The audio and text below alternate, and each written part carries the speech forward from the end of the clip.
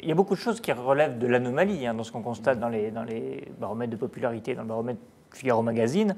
Alain Juppé est de très loin la première personnalité dans les rangs des Républicains, aux yeux des Français globalement et des Républicains. Ce qui n'est tout à fait singulier compte tenu de la défaite cinglante et quasi humiliante qu'il a essuyée lors de la primaire. Donc il reste une valeur sûre qui peut-être fait un peu contrepoids ou contrepoint avec l'image d'Emmanuel Macron. D'ailleurs, quand on voit les personnalités qui sont ici prisées, on voit bien comment chacun constitue une sorte d'apport par rapport à peut-être des cases qui sont un petit peu manquantes. Et c'est vrai qu'il manque des très fortes personnalités dans le gouvernement. Juppé, il doit franchir le pas ou pas, finalement? On dit... Je ne suis pas sûr que pour Emmanuel Macron, l'arrivée de Juppé serait forcément une bonne chose.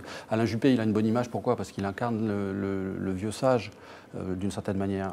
Mais de l'intégrer dans un gouvernement, ça fait quand même un retour à l'ancien monde, alors que c'est exactement l'inverse que veut faire Emmanuel Macron. Donc je ne suis pas sûr que ce soit une bonne idée. En répondant aussi à votre question, ce n'est pas non plus l'intérêt d'Alain Juppé. L'intérêt d'Alain Juppé, ce n'est pas de redevenir ministre d'État, ministre de ci, ça et ça. Son intérêt, c'est de devenir un personnage à la Jacques Delors. Ça a un intérêt. Ça a un intérêt pour Macron, c'est que ça continue de mettre le bazar chez les Républicains. Ouais. De ce point de vue-là, pour lui, c'est plutôt une bonne chose.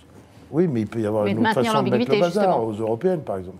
Oui, mais enfin, c'est pas inutile d'avoir un petit électron mais justement, libre comme maintenir ça. l'ambiguïté, à la limite, ça les arrange. Non, mais je pense que même Juppé, vu sa vie, il n'a pas envie d'être un nouveau ministre. Enfin, il ne va pas être ministre sous les ordres d'Édouard Philippe, il ne se voit pas en Premier ministre. Donc, je pense qu'il ne s'imagine pas ça. En revanche, un destin européen, pourquoi pas? Ça peut l'intéresser.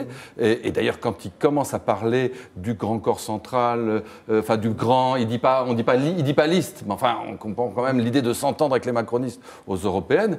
On se dit qu'il a peut-être ensuite une idée derrière la tête. Ça, oui, ça c'est possible.